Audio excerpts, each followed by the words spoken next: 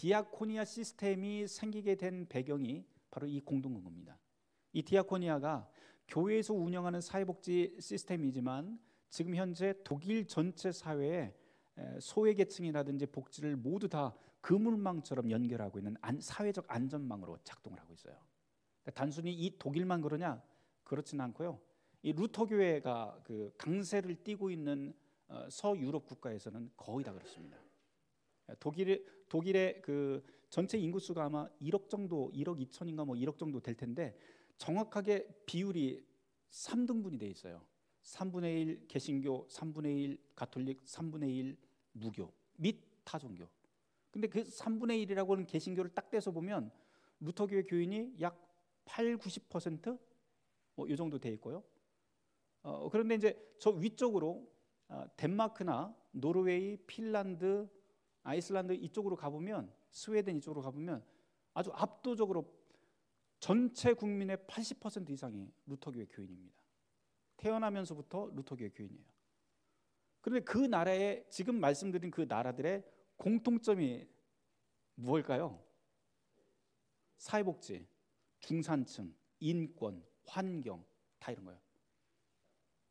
왜 이런 현상이 벌어지냐면 사실 국가의 모든 면들은 어떤 면에서 보면 문화이기도 하고 종교라고 하는 튼튼한 그 뿌리에서부터 이렇게 시작이 되는데 루터교회가 그 뿌리를 내린 그런 국가들에서는 바로 이런 사상들이 들어가 있는 거죠. 공동구가. 저희 교회에서 이제 여러분들 모르겠어요. 여러분들 교회에서 다 각기 어려운 사람들이 있어 구제 사업들 많이들 하시는데요. 물론 저희 교회도 구제 사업을 하는 부서가 따로 있습니다. 있는데 공동근고라고 하는 것을 한번 해보자라고 하는 이야기가 나죠. 저 이제 교회에서 막 가르치다 보니까 교인들이 와서 그런 얘기를 해요. 그런데 이제 공동근고를 시작을 했더니 사람들이 공동국 이거를 이제 위원회를 짤 적에 저는 거기에 안 들어갑니다. 목회자 대표는 우리 교회 부목사님이 들어가고 나머지 뭐 장로님 한 분, 권사님 한 분, 또 여자 집사 한 분, 남자 집사 한 분, 청년 한 명 이렇게 해서 구성이 돼 있어요. 이 사람들이 모여서 아무 때나 그러니까 교회 입구에 보면 공동금고 의뢰함이라고 하는 게 있고요. 거기에다가 아무나 이렇게 쪽지를 써서 집어넣어요. 그러면 주일마다 그것을 딱 열어갖고 그 사람들이 심사를 해요. 그런 다음에 꼭 필요하다 그러면 카톡으로 딱 소집을 한 다음에 그걸 결정을 합니다. 그래서 이거는 늘 우리 교회 내에 있는 사람을 위해서도 사용을 할 수가 있지만 교회 바깥에 있는 사람을 위해서도 사용될 수 있는 그 개방성이 있고요. 요거를 하다 보니까 교인들이 처음에 저희가 사실은 이 우리 교회에서 시작을 할 때 어떤 분이 이제 노동을 하시는 한 집사님이 있는데 그분이 저한테 그 책가방하고 한 20만 원을 들고 왔어요. 근데 우리 교회는 그런 거 잘 않거든요, 사실.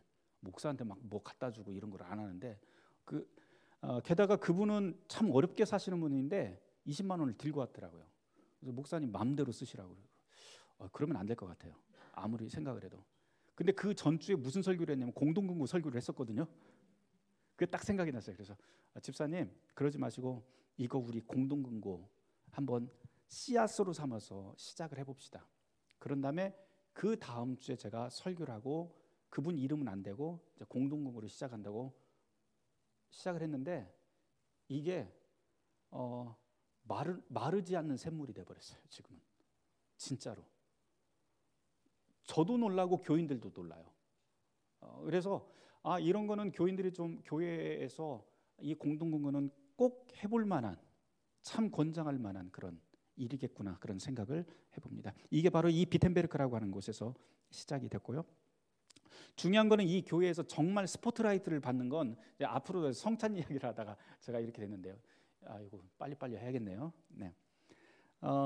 이 내포계 재단하는 종교개혁된 교회, 종교개혁 교회가 어떤 곳인지 보여주는 아주 상징적인 그림입니다. 내포계 재단 안에 들어있는 모든 인물은 다 비텐베르크 시민들을 저 안에다 담아놨고요. 특별히 1530년도에 아우스부르크 신앙고백서라고 하는 것이 발표가 되는데 그 신앙고백서의 골자 중에 골자 그 안에 제7조에 보면 교회가 어떤 것인지 규정하는 대목이 나옵니다. 거기에서 이렇게 규정을 하고 있어요. 교회란 복음이 순수하게 선포가 되고 성례전이 바르게 집례되는 거룩한 회중의 모임. 세 가지를 제가 지금 이야기합니다. 복음이 순수하게 선포가 되고 성례전이 바르게 집례되는 거룩한 성도의 모임. 거룩하다고 하는 말이 나죠. 복음, 성례전, 거룩한. 여기에서 말하는 게 이거예요. 성례전 두 개잖아요. 우리가 세례와 성찬, 그리고 복음의 설교, 그 다음에 거룩하다고 하는 것은 주님께서 우리에게 죄인을 용서하신 것처럼 교회도 역시 용서하는 교회가 되어야 된다라고 하는 것을 이 안에다 담아놨어요. 하나 이제 그 아까 그 최후의 만찬으로 다시 돌아가죠. 최후의 만찬 그 다빈치의 그림과 이 그림 루카스 크라나흐라고 하는 사람이 그린 건데요. 차이가 무엇일까요? 차이? 큰 차이 뭘까요? 구도상? 네? 네, 식탁이 달라요. 식탁이. 긴 식탁과 원탁의 차이. 무슨 차이가 있을까요?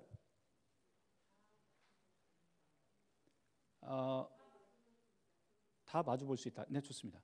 식당을 갔어요. 여러분들하고 아까 그 식당을 갔는데 만약에 긴 식탁이 있다.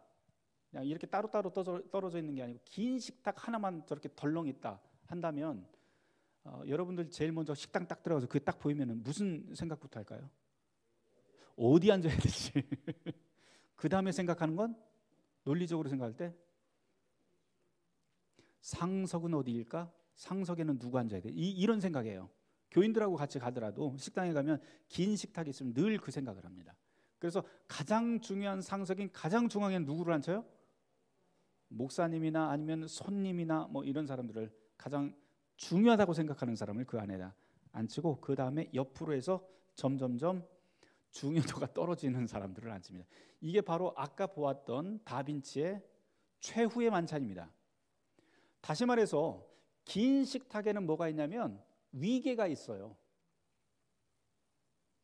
말은 안 하지만 분명히 위계가 있습니다. 그 안에는 위계 질서가 딱 서열이 정해져 있어요. 그런데 원탁은 그런 게 없어요. 아무데나 앉으면 돼요. 왜? 다 마주 볼 수 있으니까. 누구라도 같이 소통할 수 있으니까. 이게 바로 개신교의 성찬이 가지고 있는 또는 개신교의 교회가 가지고 있는 교회론입니다. 그래서 개신교의 교회론과 그 가톨릭의 교회론이 굉장히 다른 것은 직제가 서열화가 되어 있느냐 아니면 우리는 거침없는 소통을 할 수 있는 평등 공동체인가 소통 공동체인가라고 하는데도 이런 차이가 있어요. 예배라고 하는 것도 다 여기에 연결이 되는 거예요.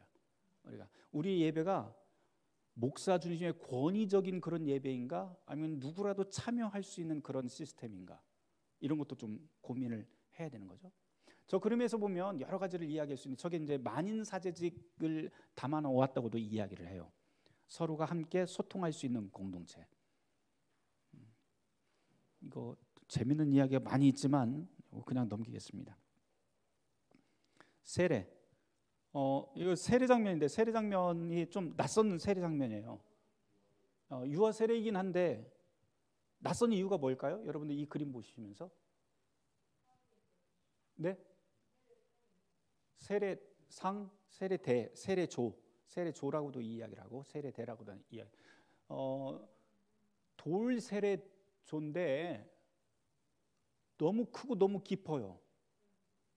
그리고 지금 저 그림에서 아이 이제 중세 시대 때는 유아 사망률이 상당히 높았죠. 매우 높았습니다. 매우 높았는데 겨울에 아이들 매우 높다 보니까 아이들을 천국 보내기 위해서 태어나자마자 세례를 주든지 그 다음날 세례를 주었다고 해요. 죽기 전에 하나님의 인치심을 받아서 죽더라도 천국 가야 된다라고 생각을 했던 거죠. 그런데 겨울에 아이가 태어났어요. 그러면 물을 데우지 않고 찬물로 아이를 붓고 물에다 담그고 막 이래요. 3번 성부와 성자와 성령이 이러면 어떻게 될까요? 아이가 세례받다 죽어요. 세례받다. 사망률이 너무 높은 거예요. 아이들 천국 보내려고 하다가 진짜 천국을 너무 빨리 가는 거예요. 이런 현상들이 벌어지는데, 이 그림에서 독특한 건 뭐냐면 저런 세례조를 찾기가 어렵습니다. 사실 그리스에 가면 이렇게 큰 세례조가 몇 개 이렇게 발견이 되기는 하지만 일상적인 건 아니에요. 그리고 여러분들 아이 저렇게 태어난 직후의 아이라든지, 이것보다 개신교에서는 한 100일 지난 다음에 이제 세례를 주기 시작을 해요. 왜냐하면 바로 주지 말도록 이야기를 해서 아이들의 그 유아 생존율이 상당히 높아집니다. 개신교 지역에서는. 근데 어쨌든 100일이라고 칩시다. 저 아이를 100일째 되는 아이를 한 손으로, 왼손으로 저렇게 잡고 깊은 세례조에서 세례를 줄 적에, 저게 지금은 정지된 사진이지만 만약에 동영상으로 바꾼다면 어떻게 될까요? 어떻게 돼요? 저거 매우 위험해요. 그냥 아이가 발버둥 치다가 뚝 떨어져서 저 세례조로 잠겨버릴 수 있습니다. 긴박한 상황이에요. 근데 저 그림이 의도하는 바가 그거예요. 세례 위험하다. 왜 위험할까요? 죽는다는 거거든, 저게. 근데 성경에 보면 바로 이제 개신교에서 이야기하는 세례론이라고 하는 게 그리스도와 함께 죽고 그리스도와 함께 살아난다. 요거를 이야기하는 장면입니다. 게다가 저기에서 지금 세례를 주고 있는 사람이 누구냐면 멜랑이톤이라고 하는 2세대 개혁가예요. 칼빈과 아주 가까웠던 사람인데요. 이 멜랑이톤은 안수받지 않았습니다. 목회자가 아니에요. 그런데도 세례를 줘요. 이 그림이 보여주는 것은 하나의 선언인데요. 모든 세례 받은 사람들이 다 같은 권위를 갖는다라고 하는 것을 또 천명하는 그런 그림입니다. 복음, 밑에 프레델라라고 하는 이 그림인데요. 프레델라라고 하는 그 밑판에 하부에 있는 이 그림은 복음에 대한 그림입니다. 설교하고 있는 장면인데 특이한 것은 중간에 십자가의 그리스도가 있습니다. 그리고 오른편에는 지금 회중들이 앉아 있고요. 왼편에 루터가 아까 안보라고 하는 그 설교대에서 지금 설교를 하고 있는 장면입니다. 근데 루터의 손을 보면 왼손은 성경 위에 있고 오른손은 이렇게 해서 이렇게 돼 있어요.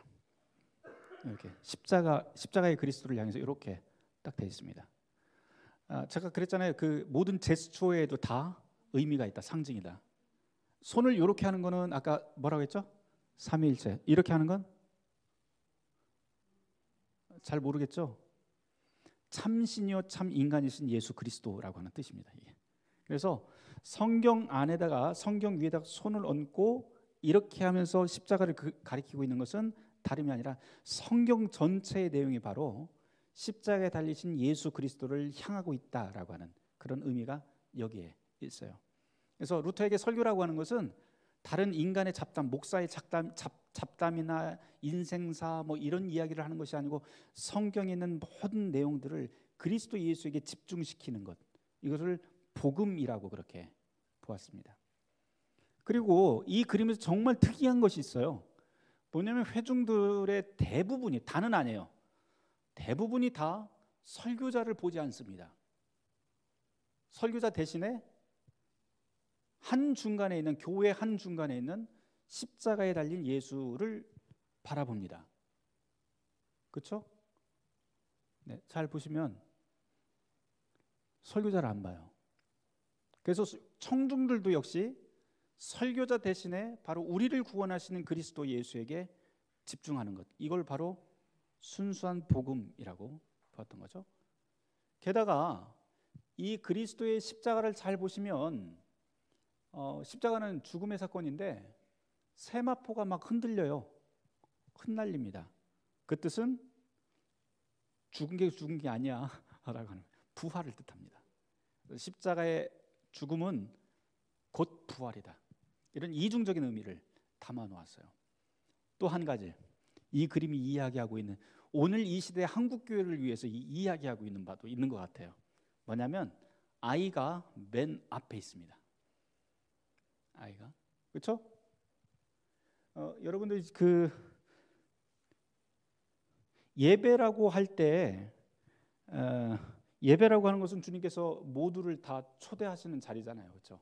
남녀노소 가릴 것도 없고 죄인이냐 의인이냐 가릴 것도 없고 모두 다 들어오는 거예요. 기본적으로 그래요. 그러면 우리는 여러분들 이제 장로교 통합 측에서는 전세대 예배라고 하는 것 하시죠? 루터교는 전세대 예배 그러니까 뭐지? 우리 측에서는 왜 우리는 예배라고 하는 공식적인 용어가 공동 예배예요. 저희는 원래 공식적인 예배 이름이 공동 예배라고 하는 이 공동에는 게마인데 고테스딘스트라고 하는데 게마인드라고 하는 말 속에는 누구나 다라고 하는 의미가 있습니다. 아이라고 해서 배제하지 않아요. 이미 다 우리는 안에 들어와 있어요. 근데 전 세계 기독교 역사를 보면 사실 아이들이 공예배에서 분리가 되는 예배를 찾아보기가 어렵습니다. 근데 우리는 분리를 시켜요, 자꾸. 왜 분리시켜요? 네? 시끄럽다고. 네, 그렇죠? 목사님 설교에 방해된다고. 실제로 방해돼요. 저도 우리 교회 보니까 아이들이 한 3살, 2살에서 3살 정도 되면은요, 이게 천지분간을 못 하잖아요, 애들이. 막 나와서 설교하고 있는데 막 올라와요. 성찬하는데 막 뛰어다니면서 막 엄마 소리 지르고 막 그래요. 막 정신 하나도 없어요. 진짜로. 그런데 예배가 모두를 위한 하나의 공동 예배라고 우리가 생각을 한다면 생각을 한 번 정도 바꿔야 돼요. 우리가 참 기분 나쁘다. 이 예배를 다 아이들이 망치고 있다가 생각을 하지 마시고 주일 예배를 명절에 온 식구들이 함께 모였다라고 한번 생각을 해보세요. 지금은 뭐 명절 돼도 다 잘 모이지도 잘 않고 다 그때그때 휴가 다 가버리고 막 그러지만 예전 우리 명절을 생각하면 명절날 아침 식사만큼은 뭐 저기 순천에서도 오고 서울에서도 오고 뭐 어디에서도 오고 진짜 멀리 있는 가족들이 함께 모입니다. 그다음에 같이 이제 식사 마련을 하고 한 식탁에 둘러앉아서 정말 멀리서 온 식구들이 다 앉아서 같이 식사를 해요. 그때 이제 뭐 큰아버지가 한 말씀 딱 하시죠. 그렇죠? 야, 덕담을 이렇게 나눠주십니다. 근데 덕담을 나누고 식사를 할 때 그 명절날 아침에 아이들이 들어왔다고 해서 아이들 분리하는 경우 보셨어요? 아니에요. 그 식탁으로 오히려 큰아버지들은 할아버지들은요, 이리 와 우리 손주 이 옆에 앉아 그러면서 다독거리기도 하고 막 그래요. 물론 그렇게 막 있다가 2-3살짜리 애들 막 울고 자지러지고 할 때 있어요. 그러면 어떻게 합니까? 아주 상식적인 수준에서 엄마 아빠가 애를 딱 안고 잠깐 나갔다가 얼르고 다시 들어와요. 이게 상식이에요. 그렇죠? 어디 할아버지 앞에서 밥상머리 앞에서 이렇게 시끄럽게 그러면서 막 구박주고 그러지 않습니다. 우리가 성찬 공동체라고 하는 말을 다른 말로 바꾸면 일종의 거룩한 밥상 공동체예요.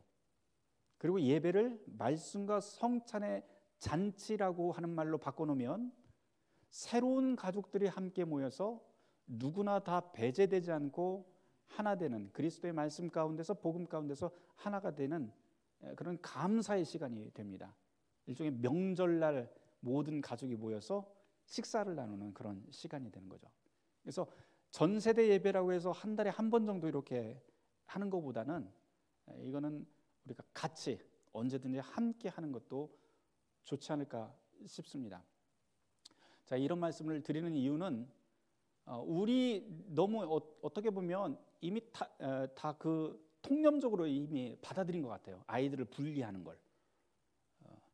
근데 이걸 역으로 생각을 해보면 저희 교회가 사실은 그렇게 분리하는 교회 때문에 성장한 교회입니다.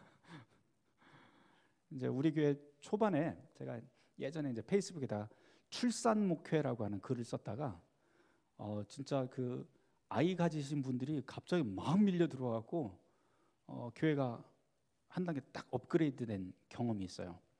그분들의 경험은 뭐냐면 온누리교회나 백주년 기념교회 이런 대형 교회를 다니시는데 죄송합니다. 그 교회 성도님들이나 그 교회에서 사역하시는 분들 있다면 제가 죄송한데요. 실제 이야기니까 제가 그냥 말씀드릴게요. 가감 없이. 그 교회를 정말 절박한 마음으로 그 교회에 가서 함께 예배드리고 위로를 받기 위해서 갔는데 아이는 본당에 못 들어온대요. 쫓아내더래요. 들어오려면 아이는 다른 곳에다 맡기고 들어와야 된다. 이 엄마들이 교회가 이런 곳인가 하는 것을 이제 물음표를 달은 거예요. 거기서. 그런 다음에 서울 지역에 있었던 그런 사람들이 교회를 찾으려고 보니까 다 분리를 하더래요. 거의 모든 교회가 유아실이 다 있어요. 유아실 따로, 아기 가진 부모들은 다 유아실로 가세요. 그게 이제 일상적인 게 돼버린 거예요. 엄마들 입장에서는 아이들 옆에 앉혀놓고 같이 기도도 좀 하고 손도 좀 만져보고 성경도 같이 찾아보고 이러고 싶은데 교회는 그걸 허락을 안 하는 거예요. 저는 그 출산목회라고 하는 그 글을 쓰면서 우리 교회는 그냥 아무나 와도 됩니다. 예전에 권사님들이 아이들 막 시끄럽게 하면 레이저포도 쏘고 그랬는데 지금은 안 그렇습니다. 뭐 이런 그 글을 썼었어요. 그러다 보니까 저희 교회는 아이들이 와서 울고 막 해도 상식적인 수준에서 이게 다 이해하는 교회가 됐습니다. 그러니까 어르신들도 아이가 막 떠들잖아요. 그러면 쳐다보지 않아요. 그냥 그러려니. 그리고 아이들 실제로 아이들도 그렇게 소리 지르고 하는 그 기간이 그리 오래 길지 않습니다. 어느 정도 시간이 지나면 딱 나이 수준이 되면 멈춰요. 그렇게 막 시끄럽게 굴던 아이도 시간이 딱 되면 한 6개월에서 길게는 1년 이 정도까지 봐주면은요 바뀌어요. 그리고 교회에서 그런 아이들을 다 받아주고 우리 가족이다라고 하는 생각을 하다 보니까 교회가 점점 젊어지더라고요. 그게 이제 제 경험입니다. 그래서 아이를 분리하는 것이 대부분의 경우에는 예배를 위해서 아이를 분리한다고 하지만 실제적으로는 그것이 절대 예배를 위해서 분리하는 것이 아니다라고 하는 것.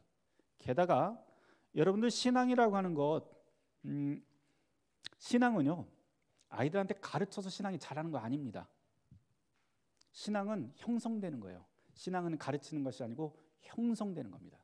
이 형성된다고 할 때 가장 중요한 건 뭐냐면 엄마 아빠 보고 그리고 옆에 있는 사람들 보고 같이 배우는 거예요. 찬송도 같이 배우는 거고 기도하는 법도 같이 보는 거고요. 옆에서 보면서 다 배워요. 여러분들 우리가 이제 서울에서도 가장 큰 문제가 뭐냐면 학교가 올라갈 때 아이들이 사라져 버려요. 유치원에서 초등학교 갈 때 아이들이 사라지고요. 초등학교에서 중학교 갈 때 사라지고 중학교에서 고등학교 갈 때 사라지고 대학교 갈 때 또 다 사라져요. 그 이유가 뭐 이사 가고 뭐 이런 이유도 있겠지만 더 큰 이유는 뭐냐면 더 이상은 못 다니겠다는 거예요. 더 이상 눈 뜨고 못 봐주겠다는 거예요. 나쁘게 이야기하면 이 교회에서 하는 그런 모습들이 문화적인 그 모습들이 어른들은 그거를 그냥 당연한 것으로 받아들이겠지만 이 아이들 입장에서는 우리들 세대 생각에는 도저히 받아들일 수가 없어. 그리고 교회에서 가르치지도 않아. 또 어른들이 본도 안 보여. 이런 문제들이 있어요. 아이들하고 같이 예배 시간에 같이 하다 보면 재밌는 현상들이 생기는데 뭐냐면 아이들이 이제 뭐 책 갖고 딴짓 할 수 있어요. 분명히 뭐 만화책 갖고 가서 만화책 보기도 하고 막 그림 그리기도 하고 그러는데 엄마 아빠가 옆에서 기도하는 모습, 찬송하는 모습을 보면서 아이들이 찬송도 배우고 기도도 배워요. 저희 교회 같은 경우에는 이제 희한한 게 이제 말하기 시작하는 애들이 찬트를 해요. 찬트를. 우리 모두 함께 기도드리세 막 그러면서 애들이 찬트를 해요. 막 영광송 부르고 막 그래요. 그러면 참 희한해요. 걔네들이 어렸을 때 형성된 그 신앙들이요 계속해서 쭉 자랍니다. 그래서 가능하면 교회에서 우리가 아이들을 분리하는 그 이유가 무엇인지 한 번 정도 다시 한번 돌아보는 것도 우리에게는 좀 필요하겠다 생각을 좀 해보게 됩니다. 네. 성찬할 때 모습인데요. 여러분들 성찬 어떤 식으로 하세요? 분찬할 때 앞으로 나오세요? 아니면 돌리세요? 그냥 이렇게 잔 돌리세요? 네? 어떻게 하세요? 잔 돌린다 한번 들어보세요. 잔을 돌린다. 네. 앞으로 나와서 직접 분병분찬한다. 네, 좋습니다. 장로교회 전통적인 신학에 따르면 앉은 자리에서 합니다. 네, 츠빙글리가 실제로 그렇게 이야기를 했던 그 배경이 있어요. 뭐냐면 가톨릭 그 미사에서 성체 성사 자체가 신비화되어 있고 마법화되어 있다, 주술화되어 있어서 그것을 교인들에게 그 위험성을 말하기 위해서 성찬을 1년에 최소한 2번 정도만 하고 또는 4번 정도 하되 그때 신비화되는 것을 막기 위해서 교인들은 앞으로 나오지도 말고 자기 자리에서 일어서지도 말고 앉은 채로 받아라. 앉은 채로 받을 때 2손으로도 받지 말고 한 손으로 받아라. 이게 쯔빙글리가 직접 써놓은 글이에요, 이게. 그래서 장로교회 쯔빙글리의 그런 사상을 그대로 이어받는 교회들은요, 잔을 돌립니다. 그리고 이거는 성찬을 어떤 주님이 임재하시고 이런 의미가 아니고 일종의 상징적인 의미로, 특별히 교육적인 의미로 받아들여요. 그런데 요즘 장로교에서는 조금 다른 생각들을 많이 가지시죠. 루터교에서는 어떻게 하냐면 무조건 앞으로 나와야 됩니다. 무조건. 루터가 그런 말을 하더라고요. 세례받은 사람들은 이미 이제 교회 공동체뿐만 아니고 세상에서 공적인 사람이 되었다. 그러므로 자기 자신이 어떻게 서 있는지, 어떻게 하나님 앞에 나아가는지 모두에게 자신의 모습을 보여야 된다. 이렇게 이야기해요. 그래서 성찬 받을 때 반드시 앞으로 나와야 된다. 그래서 성찬 받으려면 다 이 가운데 이렇게 통로가 있으면 다 중앙으로 다 나옵니다. 이렇게 쫙 섭니다. 이따가 제가 사진을 좀 보여드릴 텐데요. 한데 아이들한테는 성찬을 저희 루터교회, 한국 루터교회에서는 공식적으로 견신예, 그러니까 12세 때 입교 교육을 받지 않으면, 견신 교육을 받지 않으면 통과 안 줍니다.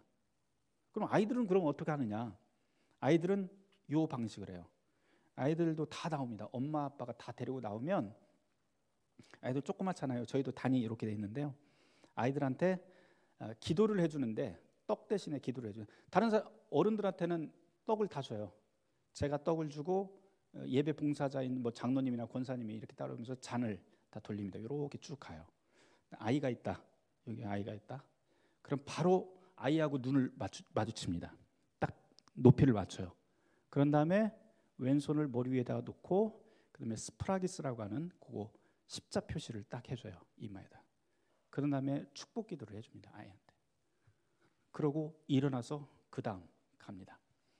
그런데 이제 부모들한테 무슨 이야기를 하냐면, 떡을 아이들이 직접 받지는 못하지만 아이가 달라고 그러면, 세례받았다면 엄마 떡 끊어서 주세요. 그래요. 얘도 세례 받았잖아요.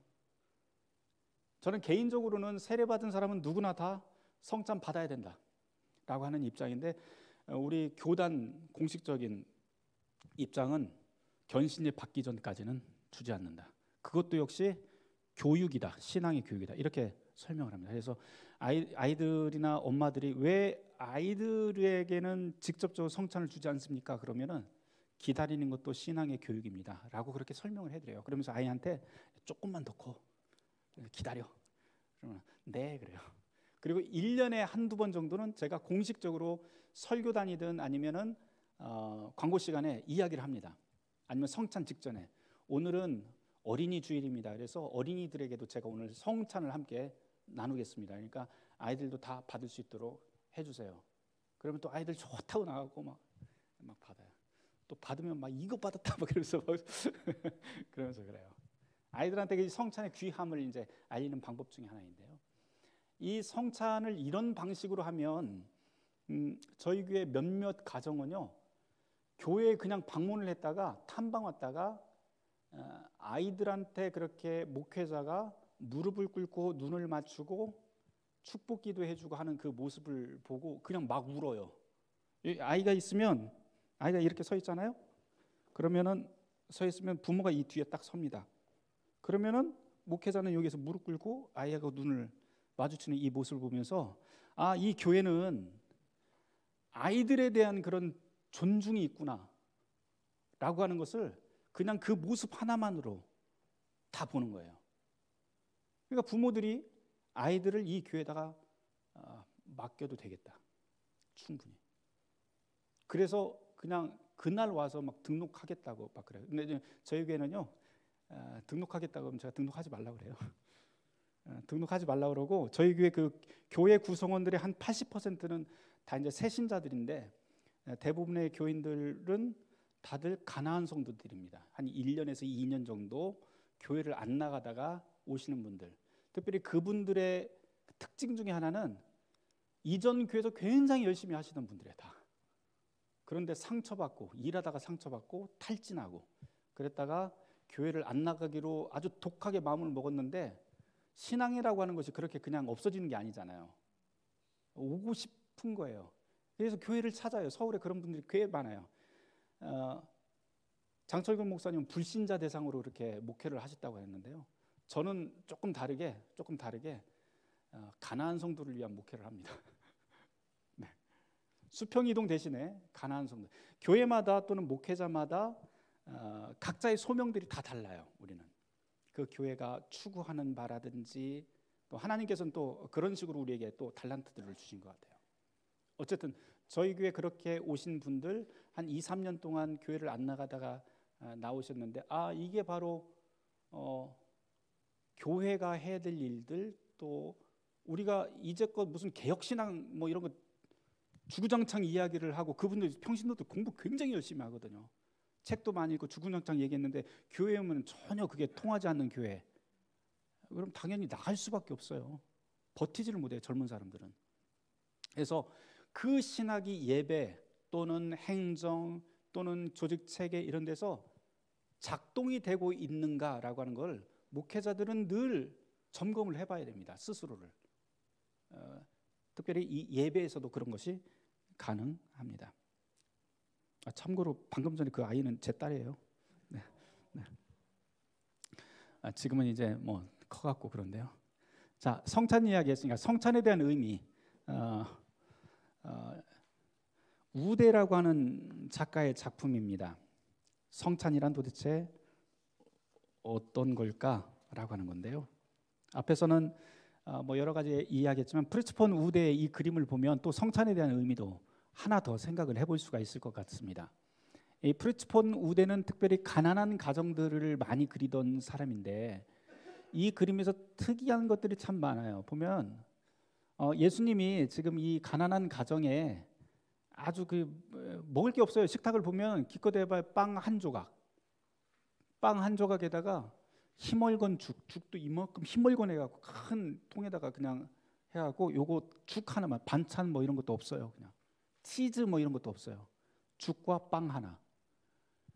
가난한 집에 딱 왔는데요, 아이들의 모습을 한번 잘 보세요. 어른들은 예수님을 알아본 것 같아요. 그래서 예수님을 정중히 초대도 하고 두 손 모아서 기도하면서 예수님께서 무슨 말씀하실지 기대합니다. 아이들은 어때요? 보면은 저기 가장 작은 아이는 예수님 안 쳐다봐요. 먹을 거. 그 다음에 저쪽에 두 아이는요, 딱 째려보면서 예수님이란 거 알기는 아는데 괜히 와서 내 먹을 거 뺏어간다. 뭐하러 이때 오셨어? 라고 하는 표정이고, 저쪽 우측에 있는 아이의 눈빛을 보면은요, 저 아이는 포기했어요. 아휴, 또 오셨군. 뭐 이런 표정입니다. 예수님께서 이 가정에 들어오셨는데, 이게 성찬의 의미라고 제가 말씀을 드리는 것은, 가난한 가정이지만 나보다도 더 가난한 사람을 위해서 무언가 우리는 할 수 있는 일이 있다라고 하는 거예요. 우리가 성찬을 나누면서 늘 그 생각을 해야 됩니다. 왜? 그러면 저 가정에서 예수님을 초대해서 드릴 수 있는 그 근거는 뭐냐? 이 가정은 굉장히 가난하지만 예수님은 더 가난해요. 왜? 예수님 신발이 없어요. 이 가정 가난하지만 신발은 다 있는데 예수님만 신발이 없어요.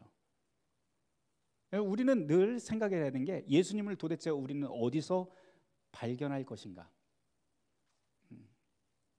성찬 공동체라고 하는 교회들은요, 늘 예수님을 발견하는 것이 교회 내의 교인들에게서도 발견이 되지만, 사실은 우리 이웃 한가운데서 예수님을 발견해야 됩니다. 루터가 1520년 그 종교개혁 3대 논문이라고 하는 것을 발표를 해요. 하나는 제일 먼저 발표한 게 독일 크리스찬 귀족에게 고함이라고 하는 논문, 그 다음에 교회의 바벨론포로, 맨 마지막에 쓴 글이 아주 아름다운 글인데요. 그리스도인의 자유라고 하는 글을 발표를 하게 됩니다. 이 그리스도인의 자유라고 하는 그 글이 맨 마지막에 보면 그 중간에 무슨 이야기가 있냐면, 저 여기 써놨는지 모르겠는데 한번 보도록 할게요.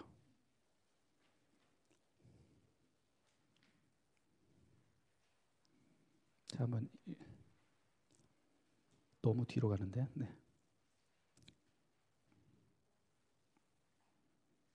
네, 요거 한번 읽어드릴게요. 그리스도인은 자기 안에 갇혀 살지 않습니다. 믿음은 분명히 우리를 하늘로 들어올립니다. 그러나 그 자리에 머물지 않습니다. 사랑은 거기서 내려오게 만들고 나 자신을 통과해 이웃 안으로 들어가게 합니다. 왜냐하면 하나님은 사랑이기 때문에 하늘이 아니라 내 이웃 안에 살기 때문입니다. 이것이 그리스도가 요한복음 1장에서 말하는 내용입니다. 신앙의 자유란 방종을 뜻하지 않습니다. 그리스도인의 자유란 모든 죄와 율법을 넘어 이웃을 사랑하고 섬기는 자유를 말합니다. 그리스도인이라면 이 자유를 철저히 사용해야 합니다. 이런 글인데요. 이 글을 한번 복잡하게 생각하지 마시고 간단하게 생각하시면 됩니다. 루터는 믿음과 사랑이라고 하는 것을 한 덩어리로 이야기를 해요. 기독교 믿음은 사랑이어야 된다. 근데 그 사랑, 믿음이라고 하는 거 교회 다니면서 우리가 신앙 이야기 많이 하잖아요. 하나님 믿습니다. 뭐 예수님 믿습니다. 그러면 신앙은 우리를 하늘로 들어 올린대요. 루터 표현으로 하면 쫙 들어 올려요. 믿음 강한 사람들을 하늘로 쫙 들어 올리는데 이 믿음은 반드시 가야 될 곳이 저 하늘이 아니라 땅으로 내려와야 된다는 거예요. 하늘이 아니라 땅으로 내려야 되는데 그 땅으로 내려오게 하는 것은 바로 사랑이다. 그 사랑으로 땅으로 내려오면 이 자리에 머문 게 아니고 이웃 속으로 들어가야 된다고 그래요. 이웃 안으로. 근데 나를 통과해서 이웃 속으로. 왜냐하면 루터는 여기서 이런 식으로 이야기하는데 조금 더 넓은 글들을 보면 무슨 표현이 있냐면 그리스도가 사시는 곳은 우리의 이웃의 눈물 속에서 사십니다. 이런 표현이 있어요. 그러니까 이웃 안으로 들어가서 그 안에서 예수를 발견하는 삶을 살아야 된다. 이게 바로 이제 그리스도의 자유. 그리스도인이 남들은 이 자유를 사용하지 않는데요. 이 자유를 이웃 안으로 들어가서 그 믿음을 가지고 그 사랑을 베푸는 그 삶을 일반 사람, 세상 사람들은 살지 않아요. 왜? 우매한 짓이니까, 바보 같은 짓이니까. 그런데 그리스도인이라면 바로 이 자유를 사용해야 된다. 그리고 루터는 심지어 무슨 이야기를 하냐면요.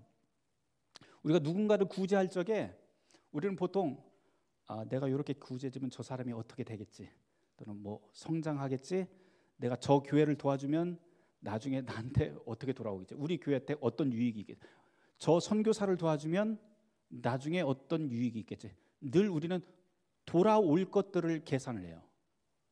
근데 루터는 참된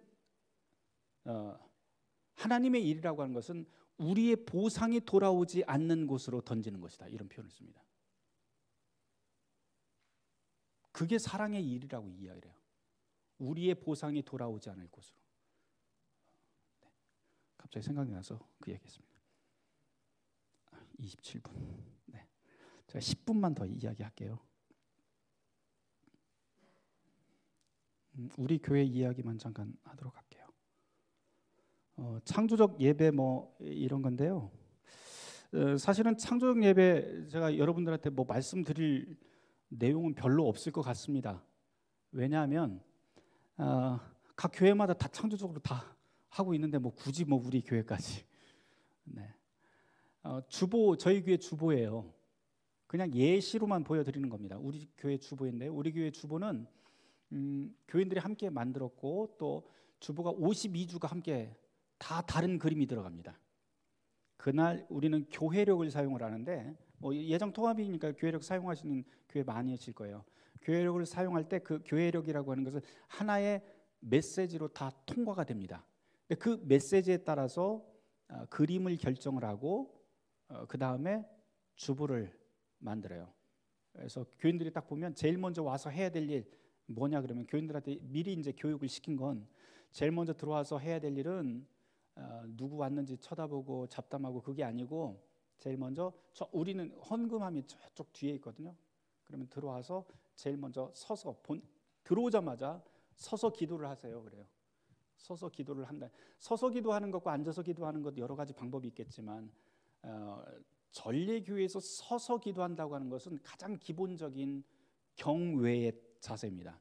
경외, 하나님을 두려워하고 사랑하는 그 마음으로 기도하는 것. 그래서 서서 기도를 한 다음에 뭐 헌금하실 분들은 저 앞에 헌금 넣으면서 다시 한번 기도를 하시고, 그다음에 자리에 가서 기도하시는 분들도 있고요. 서서 기도한 다음에 앉자마자 주보 딱 펼치고 그날 주일날 함께 봉독할 성서 봉독문을 다 읽고 묵상을 하게 합니다.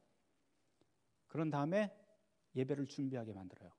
이게 이제 우리 교회 교인들의 일상적인 주일 그 본당에 들어왔을 때 행동들이에요. 그런 다음에 저희 교회는 CCM 하지는 않아요. 뭐 CCM 하자고 하시는 분들이 많이 있지만 우리 교회는 특별한 이유가 좀 있어서 저희가 하지 않습니다. 그 특별한 이유가 뭐 별다르게 특별한 건 아니고 루터 교회에서 저희가 중앙교회이다 보니까 하나의 표본 같은 거는 좀 보여줘야 될 의무가 좀 있습니다. 그래서 다른 교회는 다 하더라도 우리 교회는 이곳에 오면은 묵은 맛, 묵은 냄새, 루터 교회가 어떤 것인지 몸으로 좀 느낄 수 있게끔 좀 하자. 그래서 아침에 시작 전에 그냥 음악만 살짝 틀어놓고 그냥 예배를 진행을 합니다. 그런 다음에 이제 예배가 딱 정시에 시작을 하는데요. 중간에 재밌는 거는 다른 교회에서는 좀 없는 내용들이 그 죄 고백과 용서할 적에 죄 고백을 딱 하게 되면 목회자와 교인들이 침묵하는 시간이 있습니다. 보통 여러분들 교회에서 침묵하세요 혹시? 침묵으로 참여하세요? 그러면은 침묵 참여할 때 피아노 반주 없이 훌륭합니다. 얼마나 하세요? 1분. 대단하십니다. 네. 처음 오시는 교인들이 참을 수 있나요? 네. 무지하게 낯선 시간이에요, 이게. 이 침묵의 시간이라고 하는 것을 하는데요. 쉽지 않은 시간입니다. 왜냐하면 우리가 현대에서 살아가면서 현대인들이 늘 소리 속에서 살아가잖아요. 그래서 모든 것이 멈춘 그 시간, 그거를 참지 못해요. 근데 이 침묵의 시간에는 우리의 모든 것을 다 올스톱하고 하나님께 맡기는 시간이에요. 그래서 피아노 반주나 이런 것도 없어요. 저희는 그 시간에는 바깥에서 그냥 새소리도 들리고요. 가끔 가다 보면 막 뭐 파는 사람들 막 소리도 들리고 구르막 끄는 소리도 들리고 막 이래요. 근데 그게 우리한테는 침묵의 시간, 나의 모든 것들, 우리 교회의 모든 것들을 다 멈추고 하나님께서 우리에게 해주실 것들을 기대하는 그런 시간이 좀 저희에게는 있습니다. 근데 이런 시간을 통해서 처음에는 낯설었는데 교인들이 오히려 조금 더 늘려달라고 이렇게 요청을 하기 시작을 합니다. 근데 못 참는 분들은 진짜 못 참죠. 네. 이것저것 다 이야기하면 좀 어렵지만 제가 구조 역시도 교회 안에 있는 구조도 그 신학이라고 그랬잖아요. 저기에서 보시면 루터 교회의 특징 중에 하나는 말씀과 성례전이 있는 교회의 사귐, 거룩한 교회의 사귐이라고 그렇게 이야기하는데, 이 앞에 보면 앞에 이 제단도 역시 말씀과 성례전이라고 하는 이 두 축으로 마련이 되어 있습니다. 그리고 한 중간에 십자가가 있고요.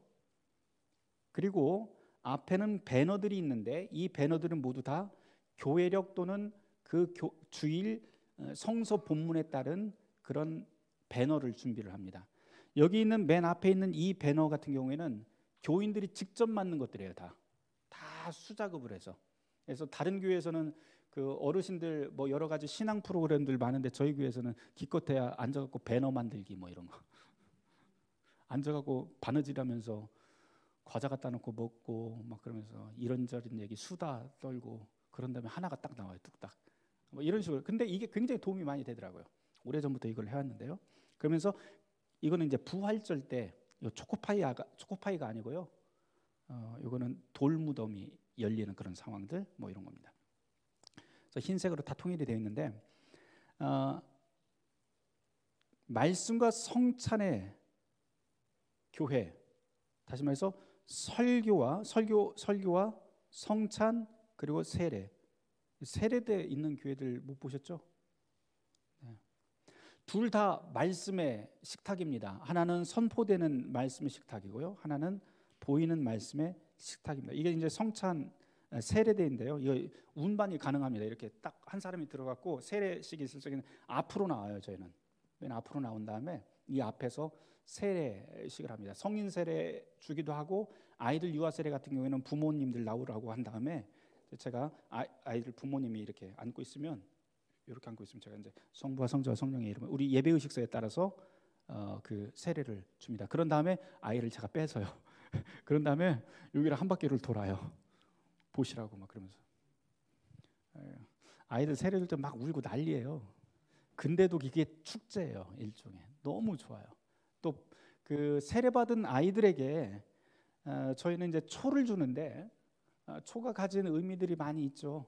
많이 있고 뭐 그런데 저는 개인적으로는 이전부터 좀 생각하던 게 한 가족에서 아이들이 세례를 받는다는 굉장히 특별한 의미입니다. 그래서 만약에 가능하다면 세례 받은 다음에 세례 예식으로만 그냥 끝날 게 아니고 밖에다가 기념식수를 하면 어떨까? 작은 묘목을. 그런데 그 아이의 이름으로 묘목을 만들어서 교회 마당에다가 심을 수만 있다면 예배 끝난 다음에 같이 전 교인이 다 나가서 기념식수를 하고 이렇게 한다면 그 나무는 그 아이잖아요. 그래서 그 가족들이 항상 그 나무를 보면서 아이의 세례를 기억을 하고 아이도 자라면서 내가 이 교회에서 세례 받았다. 그리고 그 가족들이 누구든지 뭐 할머니라도 언제 오게 되면 이거 저기 뭐야 우리 자식 우리 손주 이거 세례 받았을 때라고 하는 것을 기억할 수 있는 굉장히 좋은 연결점이 될 수 있겠다 그런 생각을 해봅니다. 그래서 여러분들 혹시 그 교회 마당 좀 있으면 기념식수 한번 생각해 보시는 것도 굉장히 좋을 것 같습니다. 과실수로 하면 더 좋을 것 같고요. 그렇습니다. 그 세례대는 이렇게 분리가 됩니다. 그래서 이 안에다 이제 물을 넣고 그렇게 하게 됩니다. 네, 저희 이제 그 성찬하는 장면이고요.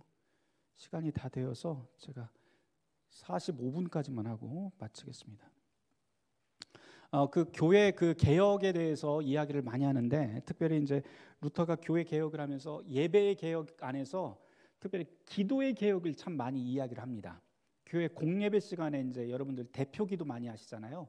대표기도 하는데 루터 교회 그 공동예배 안에 대표기도 하는 게 두 번이 있습니다. 하나는 오늘의 기도라고 하는 기도가 앞부분에 있는 기도가 있고요. 그 앞부분에 있는 오늘의 기도라고 하는 것은 설교 전에 하는 기도인데 아주 짧습니다. 한 3줄 뭐 이 정도 되는데 이제 그 지정된 그 기도문이 있어요. 네, 지정된 기도문인데 그걸 바꿔서는 할 수 있지만 대부분의 경우 그 오늘의 기도가 가지고 있는 그 핵심적인 내용은 뭐냐면 그날 예배 전체 설교 전체의 그 맥을 아주 짧게 요약을 한 그런 기도예요. 그런 다음에 소위 목회기도 아니면 교회의 기도라고 하는 부분이 있어요. 설교 끝난 다음에 루터가 강조하는 게 바로 이 교회의 기도가 도대체 무엇인가라고 하는 건데요. 제가 한번 읽어 드려볼게요. 교회가 그리스도의 몸이며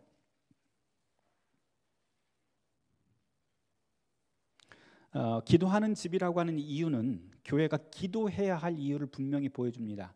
교회의 회중이 한 곳에 모여 한 마음으로 기도하고 교회에 속한 회중과 교회 바깥의 사람들이 생명의 필요로 하는 것을 하나님께 아뢰며 그분의 긍휼을 간구해야 합니다.